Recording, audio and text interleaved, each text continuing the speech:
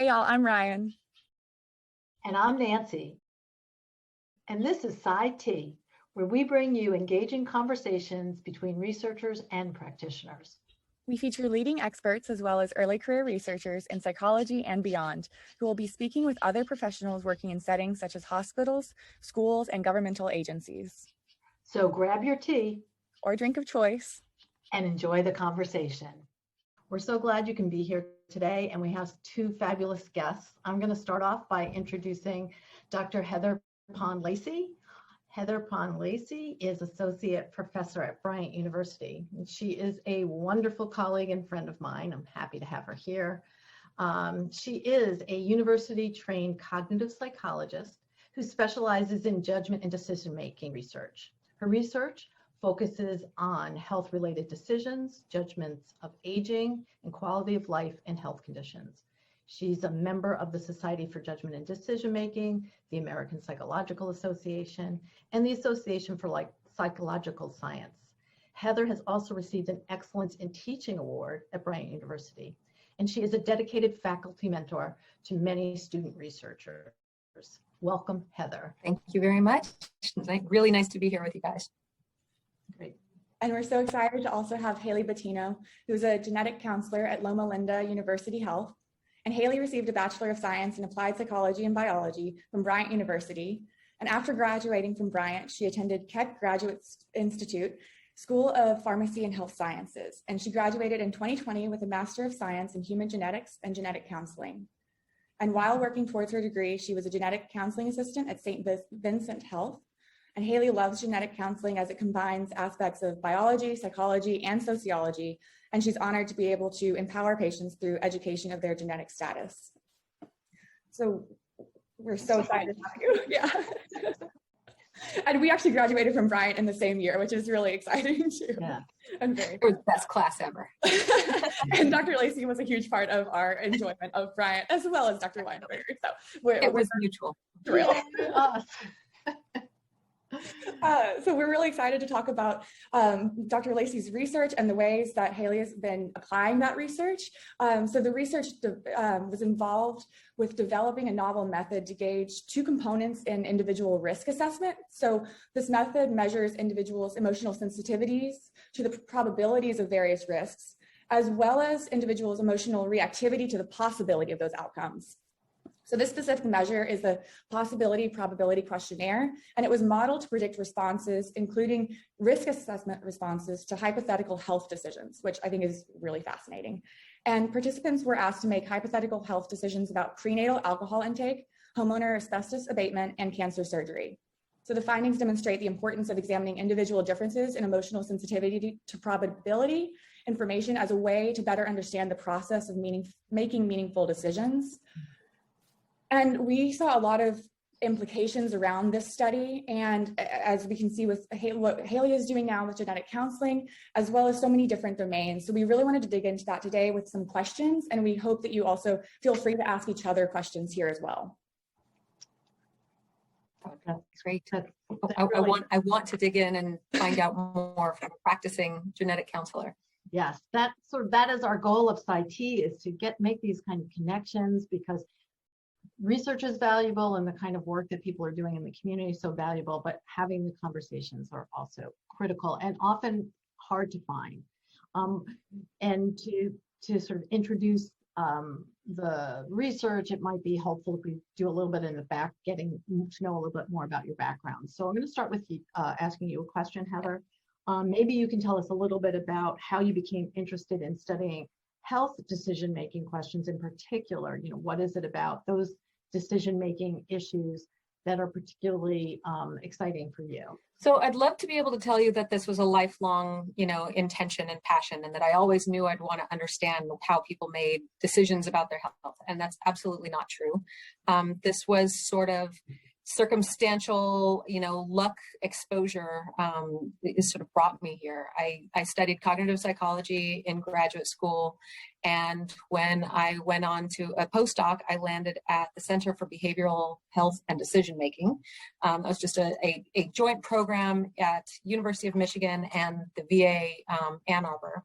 And I was working with just some really smart, really cool people who did these really clever studies. And they were studying risk perception, and they were studying quality of life perception, and they were studying, health discrepancies, and just really interesting stuff.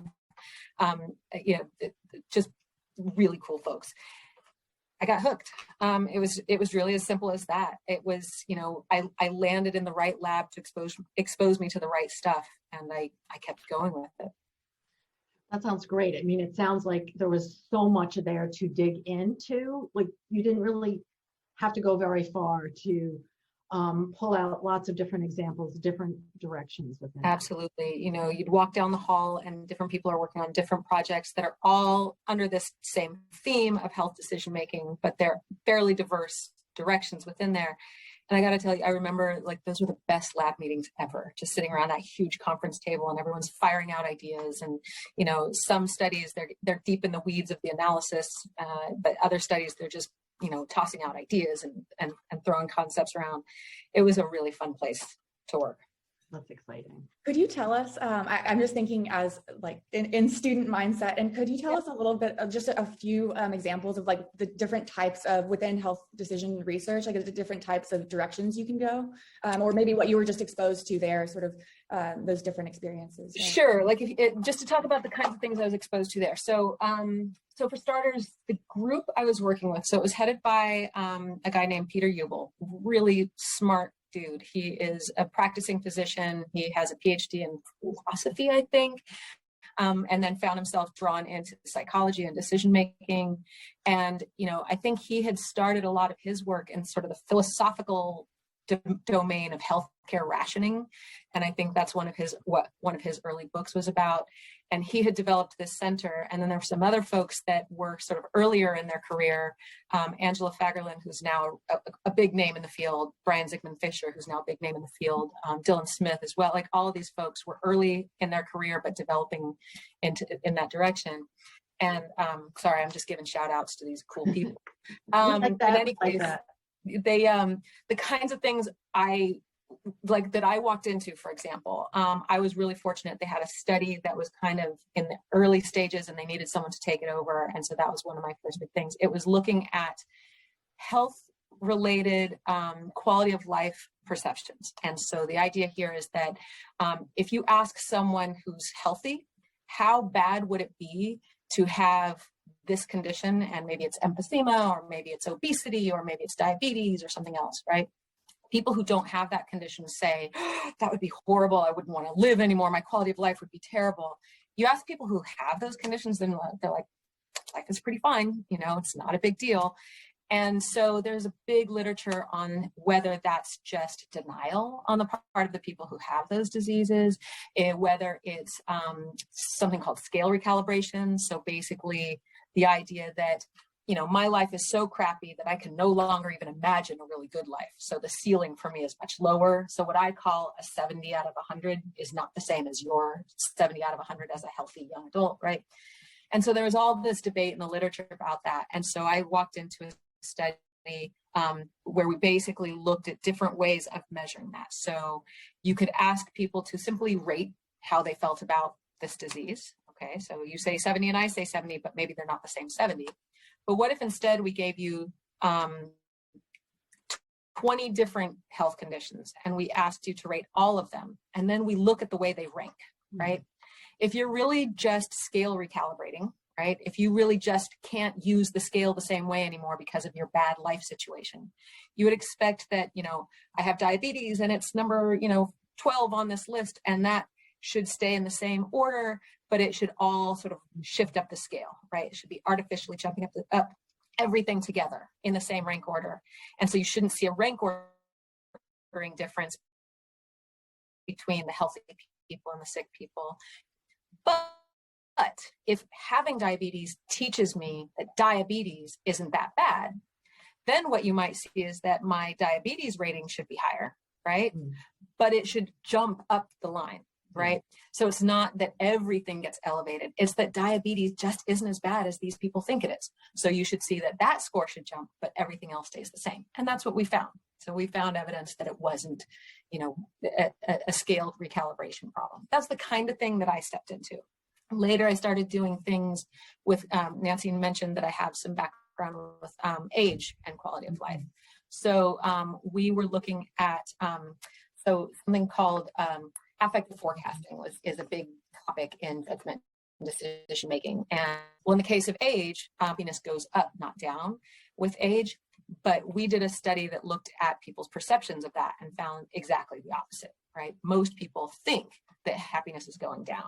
That's true of the young people who haven't been old yet. They're expecting a downhill trajectory. It's true of the older people who've actually been both ages. And as they look back, they still convince themselves that they were happier back when. But if you actually look at 30-year-olds and 70-year-olds, the 70-year-olds are happier. So those are the kinds of things that I got into. There were other folks looking at, again, risk perception, which is the direction I'm now doing, which is more related to the paper we'll talk about more today. There were people who were looking at, how amputees associate, adjusted to their quality of life changes, or people with, all kinds of life-changing, health conditions. So it was a very cool, fruitful place. I probably meandered a little too much there, probably talked on a little too much, but. I think it's great foreshadowing to one of the things that I hope that we're going to talk to Hayley about as far as our difficulties with affective forecasting, making predictions about how we think we will be able to feel about something, how much we might be able to handle something, whether we can cope, how much can we cope with some difficulties. So I'm sure that plays out a lot in the work that you have, Hayley, and maybe you can speak a little bit about, before we get to that, maybe a little bit about your background. I know that you have really, for a long time, wanted to become a genetic counselor. Maybe you can talk a little bit about how you got here and, what does it mean to be here now? Yeah, of course. So I, was a freshman in high school taking my freshman biology course. And when we hit the topic of genetics, I just felt like, this is really interesting. I think it's incredible that we can predict traits. We can predict the probability of a genetic condition occurring. And so when I, happened upon genetics, I really tried to focus on okay, I can see myself in this field, but what would be best for me? I didn't think that a medical doctor was a route that I wanted to take. I didn't want to be in a lab. So I was trying to still see how I can interact with patients and still work in that genetic space. So after much research, I came upon genetic counseling, and it was a new and up and coming profession. Very small amount of genetic counselors out there in the US. So I did my research then, and then I decided, I'm going to attend Bryant. I want to do psychology and biology to set myself up for just, having the genetics and the counseling part of everything. And so I worked for a year in Indiana as a genetic counseling assistant just to gain a little bit more information on genetics, and everything I did learn about genetic counseling from the time I started high school to that genetic counseling assistant position, just my love for genetic counseling grew as I learned more about the profession. And so I ended up at Keck Graduate Institute in California and studied 2 years genetic counseling, and recently, took a position at Loma Linda University where I'm a prenatal genetic counselor. So there's multiple factions: cancer, prenatal, neurology, cardiology, and I ended up here in prenatal. And I was excited to be invited to this conversation because there are so many factors that go into decision making, especially in the prenatal realm, because it's not just a blood draw. It's an amniocentesis. It's a procedure that has risks. So it's not just the genetic testing itself, it's the procedure to get to the genetic testing. And so, like I said, multiple factors play a role, whether this is their first child or it's their fifth child. Have they had miscarriages in the past and they don't want to risk another type of event like that? Is this information that they will be making pregnancy decisions about, such as ending a pregnancy or maybe placing the child up for adoption? So many factors go into this decision making. And so, yeah, just very excited to be here and talking about that, especially with the work that Dr. Lacey's done. So very excited to be here. That's really cool. Yeah, it ties in so perfectly. And as Dr. Lacey was talking to about just the level of individual difference in how we make these decisions. And I hadn't thought about the actual procedure of doing the genetic testing that you're talking about. So that extra layer is so interesting. And you talked a little bit about it there, but I'm just wondering if you want to expand on like what kinds of sort of individual differences in like risk assessment and things like that you run into in your practice. Yeah, of course. So, we always reserve bias. We're there to present information on every single decision and then let them choose the best route for them. So in the realm of an amniocentesis, which is a procedure where we remove a little bit of the amniotic fluid, and amniotic fluid is fetal skin cells, so we're able to test fetal DNA directly that way. And it's one of the only prenatal diagnostic options. There's no other way to confirm, diagnose a prenatal diagnosis other than this procedure. And the risk of a miscarriage is about 1 in 900. And so we present it that way. We also try to switch it around and say, it's also 0.001%. And so we try to give them all the different types of numbers we can give them, but it's also important for us not to place value on that. Where I might think that that's the low risk, that could sound very high to someone. So I can't just say, oh, it's just 0.001%. That's not my place. So some of the risk, like I mentioned, different decision makings can be on the fact that a woman has had a miscarriage in the past, and just the 1 in 900 chance scares her because she doesn't want that to happen again. This could be their first pregnancy, and they know that this information, if something were to come back positive, as such, like a Down syndrome diagnosis or other types of diagnoses we can make in the prenatal setting, they know that they're not ready for that. They don't think that them as parents is something that they could pursue. So they know that they would make termination decisions, and therefore they know for sure they want to do this test. And sometimes, I do work at a faith-based institution, so I do have individuals of different religious backgrounds come to see me, and they have different thoughts on whether or not this is something that they want to pursue, or the risks involved. But so those are the main things that I discuss. And like I said, it's different in all factions: cancer, neurology. And one of the big questions is if I do this and I have a positive genetic test, whatever condition it may be, is there any prenatal intervention? Because if there's no prenatal intervention, then they're like, you know what, I'm going to carry this pregnancy out. I feel no need to risk it, so I'll just wait till the baby's born.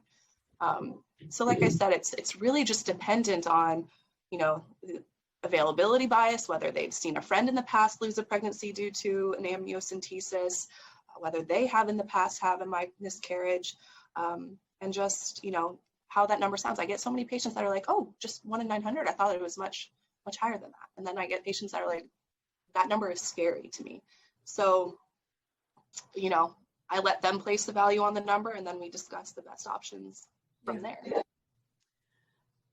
Heather, that has to speak to you with respect to the number meaning something different, the same number, the same probability, meaning something so different to different people. Absolutely. So just listening to all of that, I mean, Ryan was kind of describing some of the key, elements of my measure in my, most recent paper. And there's some continuing work, including a paper I just submitted on genetic counseling, and whether people are willing to take genetic testing, not in a prenatal setting, but so I'll want to chat with you about that.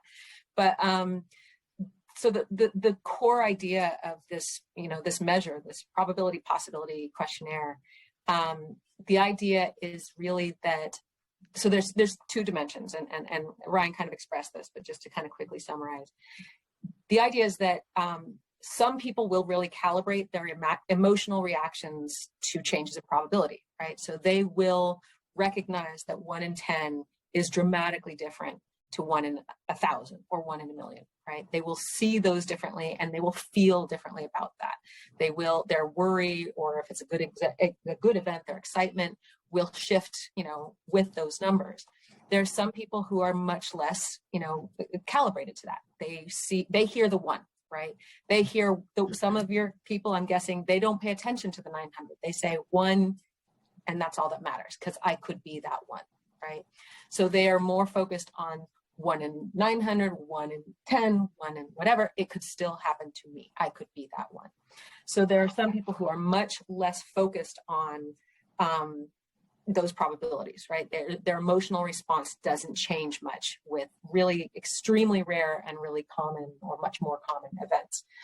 There's a second element to this measure, which is what we call emotional reactivity to possibility, which basically means, if I just hold probability constant and I sort of hold it constant at an extremely low number, and I simply present the merest possibility that something could happen, how emotionally reactive to that are you? That's all. It's like a baseline, right? So some people will have a high baseline and then they'll adjust up as the probabilities change. Some people will have a low baseline and they will adjust up. Some people will have a high baseline and then they'll stay flat, right? Some people will have a low baseline and stay flat. So that's kind of the idea with this individual variability, right? And it's clearly tied into numeric ability, right? So there's, numeracy is really variable. Some people just don't understand probabilities. So Hayley, the way you're describing, we have to say 1 in 900 and we have to say 0.00 whatever percent, right? You have to present the numbers different ways to help people's comprehension.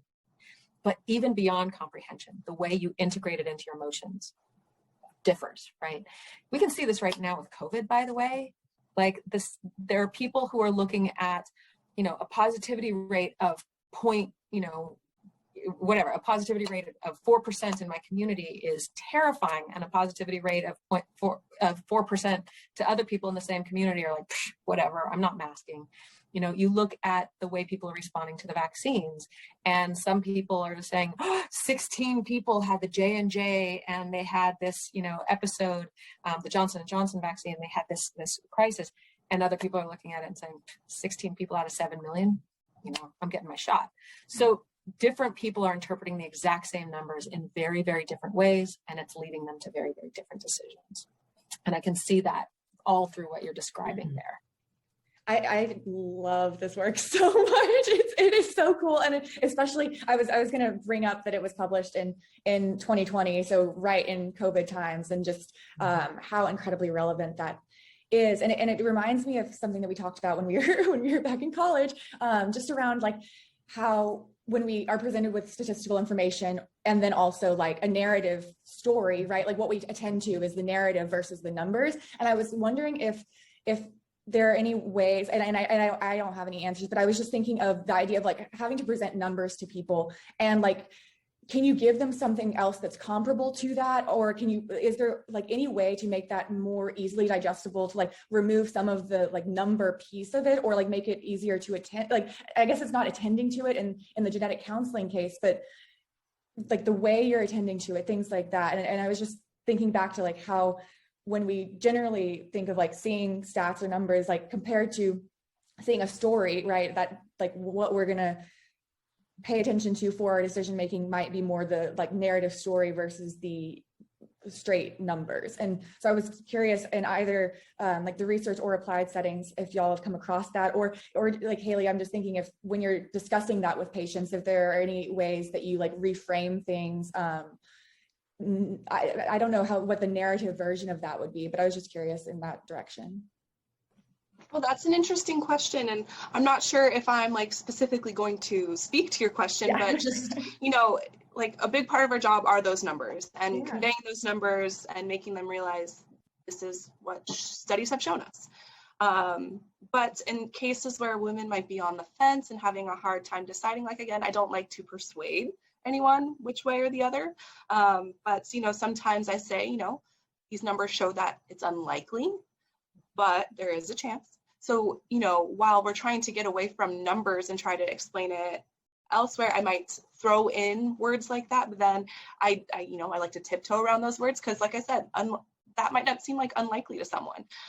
It's almost like a trade-off of bias if you're adding that narrative content in some way, because like you have to frame it in a particular way. So that seems so difficult to convey the numbers in a completely unbiased way, but then also like really be able to like position it for people. Yeah. And when women do talk about their backgrounds, like I've mentioned that women have had miscarriages in the past, and they say, you know, I'm just, you know, just hearing that there's a chance, I don't want to experience that again. I don't want that to happen. I don't even want a chance. Then from there, it's my job to be like, I'm hearing you. This sounds like this isn't the best decision for you based on what you've experienced. You know, I feel like that's a good decision for you. Let's move forward with not pursuing this testing. So even though it's not directly in their decision making, I do try to, once they feel like they've landed on a decision, confirm that that's correct for them. You're validating the yeah. direction they need to go. Yeah, normalizing their decision. When I think about some of the things that are just coming up about this idea of narrative, it's not so much you are ethically not giving the narrative, right? You're focusing on the statistics. You can't do the persuasive speech. Right. Yeah.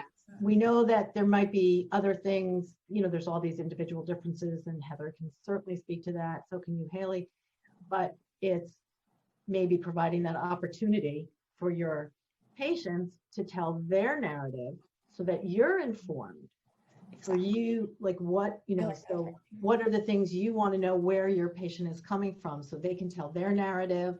Also going back to some of the things Heather was saying before about, you know, why people, how they make their decisions, and just getting to know what their baseline is. How reactive are they to that possibility? Just knowing who they are. So the more you get to know them, obviously the more you'll be able to help them in this process. So I think narrative is important, but whose narrative?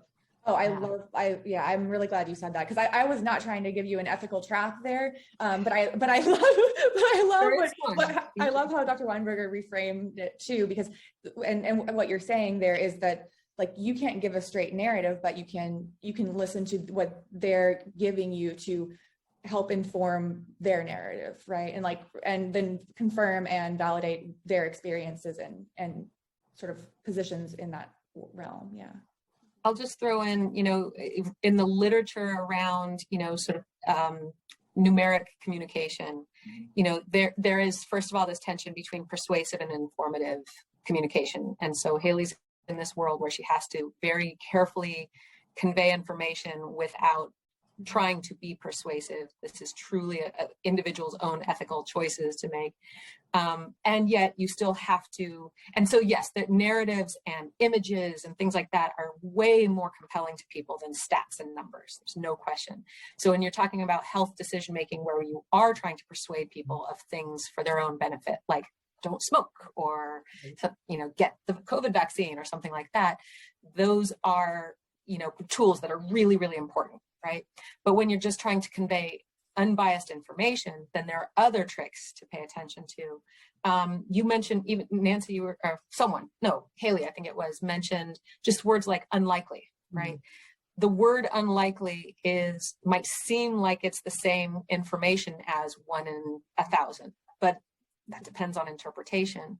And so, yes, cognitively, people interpret gist better than they interpret details. Mm-hmm. So people internalize and understand rare or likely more than they understand 1% or, you know, 0.000%. But again, there's a layer of judgment, you know, with those words. Another thing that's, you know, often used in decision aids, I know, and I don't know, Hayley, if this comes up in your work, but just like pictograms, where you basically show a physical array, you know, so that instead of saying 1 out of 900 or point blah blah percent, you show a picture with 1,000 little images. Maybe it's dots, maybe it's little, you know, little pictures of people or something, and you show 900 dots and 1 is a different color, just to convey the information, right? And that, I think, can help when people have more difficulty just comprehending the numbers themselves. And I don't know how much this comes up in your work, but I know that's something that's, there's a lot of research on that in decision aids in general. Yeah, and you know, I know this program's offered in multiple states, but here in California, we have the prenatal screening program. So it's not considered diagnostic, it's a screen. So they give risk assessments. So it's a blood draw from the woman, and it looks at specific hormone markers produced by the pregnancy, and then it calculates it and gives us a risk assessment of conditions like Down syndrome. And in the state of California, the cutoff for a positive result is 1 in 150. And so I've gotten women who screen positive 1 in 149. And they come in and they're terrified. They're like, they think this is a positive result. And so when I bring them in, one way that I like to say, even though it's not a picture, I say, you know, out of 149 women with this same exact result that you just got, only one of their pregnancies will be affected with Down syndrome. Okay. So even though it's not using a picture, just kind of making them picture 149 women and that this means that only one of them will be affected with Down syndrome kind of puts it into perspective that, okay, this is just a risk. This isn't a diagnosis. What can we do from here? I think that's really, that language you just used, this is a risk, not a diagnosis, is really hard for people to interpret, right? The difference between a 1 in 150 or 1 in 149 chance of something happening to me is very different than you have this condition or your baby has this condition. And that's not easy for people to internalize. Right. That also made me think of, and I'm trying to remember the direction, but around maybe it was testing or screening for breast cancer. I feel like we talked about this in your class, Dr. Lacey, maybe, but just like false negatives and false positives, Yes. Like that, and just how difficult that is to sort of internalize that even if you have a positive, like it might, or, and I don't remember which direction it went exactly, but I'll give the 1 second summary, you know, I won't go into the whole lesson, but I know exactly what lesson we're talking about. But we're basically talking about how diagnostic tests work and how base rates are relevant, right? And false positives are relevant. And so people will often mistake, so the specific error you're talking about is the difference between these two statements. The probability of having a positive mammogram, given that you have breast cancer, is very high. That's like 90%. If you have breast cancer, there's a 90% chance that a mammogram is going to pick it up. So it's a very accurate test in that regard. However, the probability that you have breast cancer given a positive mammogram is very low. It's not a very accurate test in that regard. It's like 30%. So that means that, 70% of the time when you get the call back and you are told, you just got a positive result on your mammogram, 70 out of 100 women who get that call are fine, but they perceive it the other way around. They know that this is an accurate test. They go online, they see that it's a 90% accurate test, and they think that that means that there's a 90% chance that this is really cancer. And it's not, it's a 30% chance. Which is not to say that these tests are not important screening devices. They lead you to additional, additional screening and additional decision-making and better information, better diagnostics. But there's a lot of distress that comes with that. And frankly, there are also high-risk procedures that sometimes come from those false positives. And so that has actually led to changing guidance on how often people should get these tests. So all of these numbers are really hard to wrap our heads around. And what you may even recall, Ryan, from that lesson way back 4 years ago, 5 or whatever, is that even doctors screw this up. Yeah. Doctors will, look at this and they will say, oh, there's a 90% chance you have cancer. And it's not true. So humans are not easy, intuitive statisticians. We misunderstand, misinterpret, distort, misremember these kinds of numbers all the time. I'm thinking about that and how I didn't know that about the false positives. I mean, I knew it was off, but I didn't know that. And I'm also just thinking about that experience of getting a mammogram and how I don't really feel like there's that much actual information given about if you get a call back, the context, and how helpful it would be to have that upfront clinical support for that phone call that could happen. That happens all the time for people. Absolutely. I mean, I'm in my 40s. I've had my false positive already. I've had the experience of getting you're going to have to come back and do a stage 2, test. And I had all this background information that helped me stay cool. But even with that background information, it was still stressful. And I think about so many women who don't have that information and don't know what those numbers really are, or what they mean, even if they have access to the numbers. And it would be a very, very hard experience, you know, waiting those few weeks for that second round test and then the next set of results, et cetera, is really, really tough when you don't understand those numbers. Mm-hmm. I guess I'm also thinking that the kind of work that you do specifically, Hayley, you know, just sort of the idea of helping people process this information is fantastic. This, in your case, prenatal testing and relevant screening and diagnostics, but just this idea of people need guidance. You know, we need help figuring this stuff out. So I think it's so valuable for not only just what you're doing, but, you know, really other areas of the clinical world could use that kind of support that I don't think is there. Definitely, and you know, time is valuable to certain medical professionals, so that's kind of how genetic counseling came to be. It's just that we need someone to dedicate an hour to sit down with someone. Oh, sorry. Oh, my screen went blank, sorry. So we needed someone to dedicate an hour or so to go over exactly what can come back from this test. We do a lot of pre-test counseling, just so they're ready for the possible results, because it's not always just a straight yes or no. Sometimes there's a called variance of uncertain significance. It means they found a mutation, but we haven't seen enough times in the world to know if this is disease causing or not. And so we do a lot of talking to make sure that they understand these are the results that can come back. These are the percentages of the times we see these results. This is what we'll do with each result. We'll bring you back in, we'll discuss it further. So it's never just a one and done, which I appreciate. And I feel like when I encounter individuals who don't have the pre-test counseling, but come to me just for the after counseling, I can see that their perception is much different than individuals who have received the pre-counseling, the pre-testing counseling.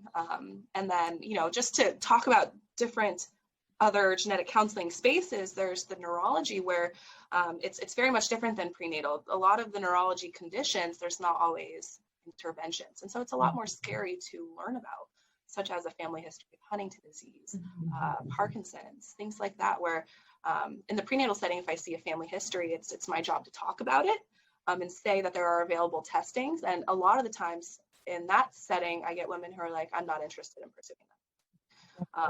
Whereas other, you know, cancer histories where we know we identify a mutation that puts you at risk for this cancer, and this cancer, here's our screening, here's our intervention, they're more likely to get it because they have a plan for them after we receive those results. So in that space, it's a little different, and pre-test counseling is actually so important in the neurology world, especially for a family history of Huntington's disease. They actually have to, you know, part of just what genetic counselors decide law, we have to see them twice before they do their genetic testing, just to make sure we meet them once to describe the test, make sure they're in the right headspace, and bring them back again and discuss it again and go over, okay, today we're going to draw blood. Is this something you still want to pursue? So pre-test counseling is so important to help individuals through the testing process, because if you don't understand exactly why you're coming in a second time, or you're not prepared for every single result that can happen, it's scary to hear anything other than you're negative.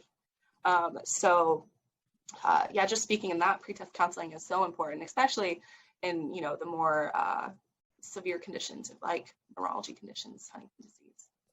I have experienced that on the patient side. So a couple of years ago, I mentioned that I did a study looking at my measure with genetic counseling. It was inspired by an experience we had in my family. So my son, a little boy at the time, was showing the doctor picked up on cafe au lait spots on his body, which are a first potential sign of a pretty serious condition called neurofibromatosis. And it's a neurological disorder that basically causes little benign tumors all over the nervous system, and it can cause severe deformity. It can cause neurological problems, learning problems, vision problems. It can increase risk for cancer. I hope I'm getting all that right, Hayley. That's my interpretation of it. And so the first sign was there. And so we went and we talked with genetic counselors, and we ended up deciding to do genetic testing, but we had to do a significant amount of early conversations to make sure we were clear on what we were and were not going to learn. And in the end, what we learned was not perfectly satisfying, because that's the nature of a lot of these testing, right? We found no indication that he has, the mutation on the NF1 gene that would cause this disease. Thank God. On the other hand, it was explained very carefully to us that this disease sometimes shows up without that mutation. So there may be unknown mutations on unknown other genes that they don't yet know to test for. Again, I hope I'm representing this accurately, Hayley, but that we had to understand that they could give us some reassuring information. They could reduce our expected probability of him getting this disease, but they couldn't absolutely rule it out, right? And that's where we stand. So as he gets older, they'll be looking for additional signs to make sure it doesn't appear clinically. So far, so good. Yep. But this was something that we had to decide, first of all, and let's be clear, like you said, this is something without interventions, right? There's no treatment, there's no prevention, there's just knowledge. And so did we want to, there was no risk associated, no real risk with the test itself. It's not like an amnio, but did we want that information? And we went ahead and said yes, but there are lots of people who don't. If there's nothing they can do about it, they simply don't want to know. If they can't absolutely rule it out, they don't want to know. And a little spoiler for the study we did, it was not perfectly true to life, but a scenario that was modeled after NF1 and asking people if they would want to get the testing or not. And then we modeled that with the PPQ. And what we basically found was that that emotional sensitivity to probability did predict the interest in the test, but only in certain cases, only when basically with the way we had structured the scenarios, when it could totally rule it out, which was false, right? That we know that's not the way it actually works, but it was just to test psychologically what was going on. We gave conditions where you could either go from a low probability to a lower probability, or from a low probability to no probability. And we found that people wanted the test when they could use it to totally reassure themselves, to rule out this terrible outcome. But when all it was going to do was give graded information, they didn't want it. Or this, no, I shouldn't say that. This individual difference didn't predict it. It also didn't predict desire for the test when the probabilities were high. So the people who actually were at highest risk, it wasn't associated with their desire to have that test. So this is kind of changing the way we're starting to think about what this measure actually even means. I used to think of it as an indicator that someone was really data focused, clear-eyed. They want the information no matter what. They want the data, they want the numbers. I don't think so anymore. I'm starting to think that what this really is, this tendency to emotionally integrate probabilities into our thinking, I'm starting to believe that it's another tool we use to reassure ourselves. We use it to rationalize what we already want to do. The same way some people, when they feel under threat and they feel scared and they want to be reassured that things are going to be all right, some people will open a Bible, some people will meditate, some people will, whatever. Other people will turn to data, statistics, and science, and they will convince themselves with that it's all going to work out. But like everybody else, there's a little cherry picking involved, right? I do it when it makes me feel better, not when it won't. And that's been a surprising revelation for me about what I think this particular individual difference is. I don't think it's just about people. Some people are more rational in their decision making than others. I think it's that some people use different tools to rationalize their decision making. Sorry, I went on a rant and I just gave away like all my cool results that haven't even been accepted yet. So I don't know. And it sounds like almost to cope with like the uncertainty, like, do you want to, all of that is so interesting and makes sense to me. And it's when you were describing those tests too, especially the rationale around like, if you're going from risk to low risk or no risk, that difference when you were talking about your experience with your son was exactly what I was thinking of. Sort of, it's just it's just maybe just agonizing almost to think about, because then you still have that chance in the back of your mind. So it's still something you can continue to worry, ruminate about. And yes. So someone who knows a lot about rumination, yes. And tends to ruminate as well. Oh, exactly. Yeah. It's unless you can get it to zero, that makes a lot of sense. Yeah. And I think that's the scary thing with probabilities, is that you can't really get almost anything to zero. Like almost nothing goes to zero. And yet that's where we feel comfortable. That's what we really want. I mean, again, this scenario I did was false because this test can't bring it to zero. But psychologically, that's when we're looking for it. Yeah. And that's always an issue because, I get patients who say with this genetic test, does that mean it's 100%? And in the world of genetics, nothing's ever 0% and nothing's ever 100%. It can be 99.9, but we can never reassure them that there isn't something that we're missing, something that hasn't been categorized yet, characterized. And then, certain situations where there's just human technology error, things like that. We can't rule out sample switching, things like that. Very rare, just to the world. Very rare, but we can't. Human error always happens. Yeah. And so I know that they're looking for that reassurance, and I can never give them. Sorry, like I can't say 100%. It's our best option. It's going to give us the most information available, but nothing's ever 100% or 0%. It's also just in terms of, the technological era and things like that you're describing. I mean, one of the things that I learned in this, writing this paper is just how unbelievably sharp the curve is on genetic medicine, right? That, I mean, we all know, like you were saying, at the time that you discovered this field, it was a baby, right? The field was new and now it's more established, but the amount of change in our knowledge about, about the human genome and about its relationship to disease, et cetera, is like through the roof. I read some statistic, there was something like 75,000 genetic tests that exist at this point, and dozens more come out literally every day. Wow. Literally every day. And so when you're talking about the error, yes, human error happens in every test, not because it's a sloppy, practice, but because humans are humans. And when you think about the escalation of the science, what was known when you saw a client 3 months ago might be different than what's known about, genetics today. I mean, it's that fast. Yeah, genetic counseling 20 years ago was just going off of statistics from what they knew. There was no specific genetic testing or regular genetic testing for very rare genetic conditions. But since we've been able to characterize the genes associated, the genetic mutations, we can give more accurate results. But like I said, it's like so forever evolving and growing rapidly. And so, when we get variants of uncertain significance, when I was talking between, where it's in between, the labs update that often. And when they know for sure, we think this is benign or we think this is disease causing, they give us a call to update us. And we get calls like that all of the time to let us know that, okay, we can finally characterize it now. So it's forever growing. So do you reach back out to clients when the science moves forward in a way that their previous results now have more meaning? You actually reach back out to clients? Yes, and that's part of the counseling when we receive one of those VUSs, variants of uncertain significance, is we let them know, this could be changed in the future. Yeah. The lab will let us know and we will contact you.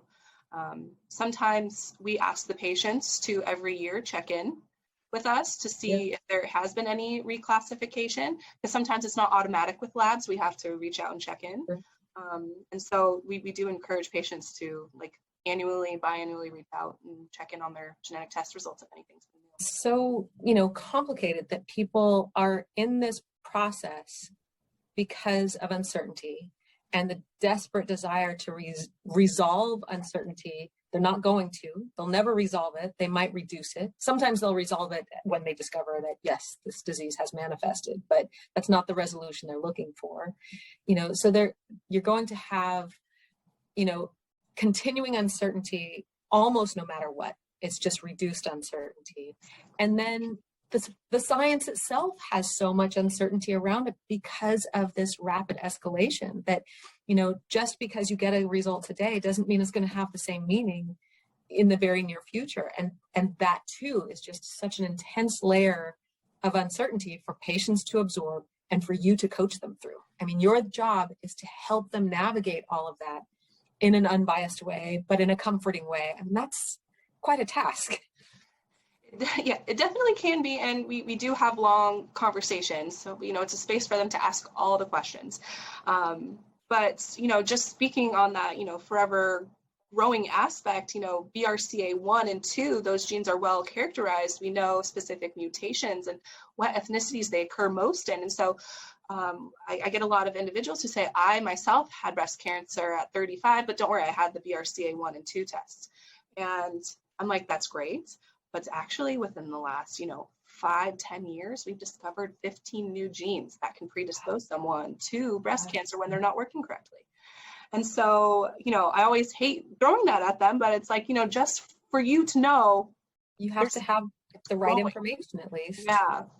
And so it's not what they came in to talk to me about in the prenatal setting, but, it's my job to let them know, check in with the same genetic counselor you did for your cancer testing.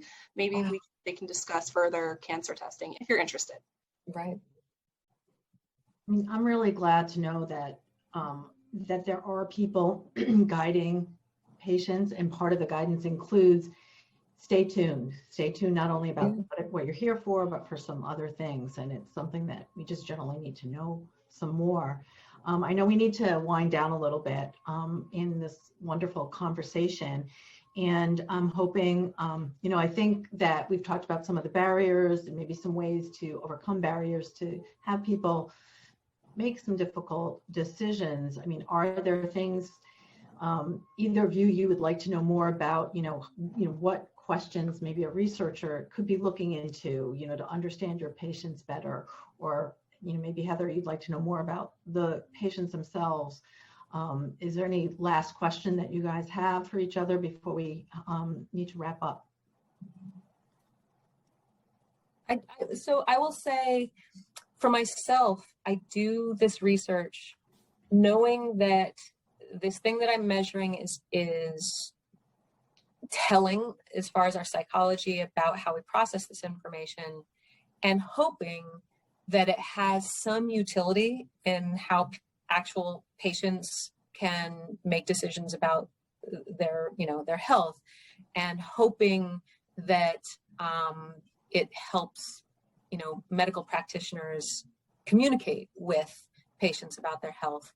But I also worry that it just falls into the void, right? And that it never makes it to that level of practice.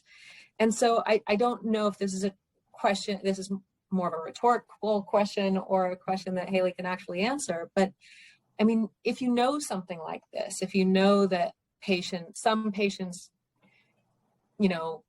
internalize probability information very differently than others, if you know that they comprehend probability information very differently than others, do you feel like that has an impact in the way you communicate with those patients? Do you feel like it has any impact in the way you can help those patients navigate their hard choices? Yeah, that's something in the genetic counseling field we're forever studying. But, the part of the discussion before offering testing and helping them navigate that decision making, we do take a family history, so we do get a good idea of what they've been through already. Yeah. So sometimes that does guide whether I approach a subject very gingerly, or certain things maybe, in the phrasing things differently. But we do try our best to just, keep our biases out. And I know we're not discussing placing biases and things like that, but just knowing that family history beforehand really helps how we might approach a subject. Yeah. But like I said, that one is, will probably forever be studied in our field of how to most effectively communicate with patients from different backgrounds. Yeah. Socioeconomic, economic status, religion, things. There's so many factors that can play into someone's decision-making ability and process. Yeah, I can think of more factors, and I feel like I have more questions, and I know we're short on time. I've learned so much already in this conversation. I want to dig in deeper outside the conversation. We really appreciate your time and the conversation, and revealing so much to us. Ryan, I'm sure you want to add as well. Yeah, well, I really, one of my big takeaways from this conversation is sort of how I hadn't thought about how useful this role of like outside of medical doctor, counselor, who can help you sort of navigate the information and validate your decisions in that process. And I think that how crucial that is in all of these different potential domains, like we were talking about mammograms as well. It seems like that's something that I would love to see done more in different settings, because it seems like this is just such a fundamentally difficult thing as humans to process and process like you're saying, like the same way, and based on your history and everything else, like you will be processing it differently, and then based on your emotional sensitivity to probability and reactivity to the possibility, you'll be processing it differently. Thank you. I had to think about it still. A mouthful.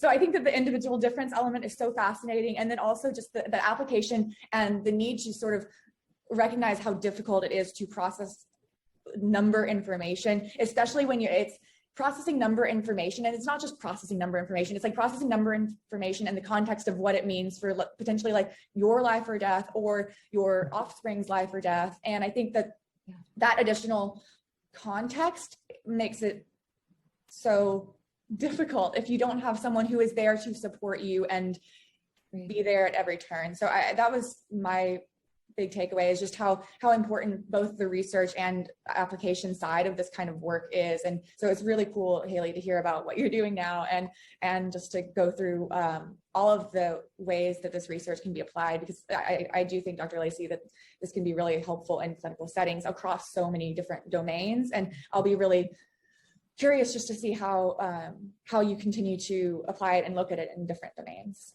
I just have to agree and echo what you're saying. It's amazing that there is such a field as genetic counseling. It's amazing that the medical field has grown this, specialty for communicating and, helping people to understand and interpret, this really complex biological and numerical information. But my God, wouldn't it be great if we had that for people dealing with cancer diagnoses, and for people who, are at risk of heart disease, and for people who are, there's every medical decision in front of you entails risk. Every medical decision entails complex biology that you might not be prepared to understand. And wouldn't it be a wonderful world if every hospital had an office of scientific counseling, or, something to help people interpret this stuff. Health decision-making. Right, a health decision-making department, exactly. It makes me think of like almost like doulas or something, just someone who is there as an advocate for you to help you process these things, and then also like not guide decision-making, but aid and affirm decision-making, I guess, and just how useful it is to have an advocate in any way there who is not advocating for anything in particular other than you and your decisions. Yeah, absolutely. That's great.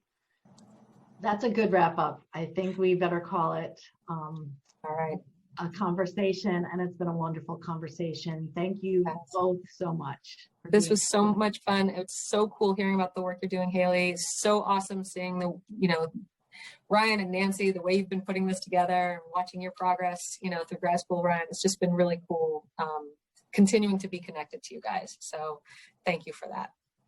Yeah. Thank you. I very much enjoyed this. I enjoyed being back here and talking to, some of my favorite professors, and seeing Ryan again. So I very much enjoyed this, and I look forward to, the final report. Regarding genetic testing. Absolutely. Awesome. Thank you all. All right. Be well. You too.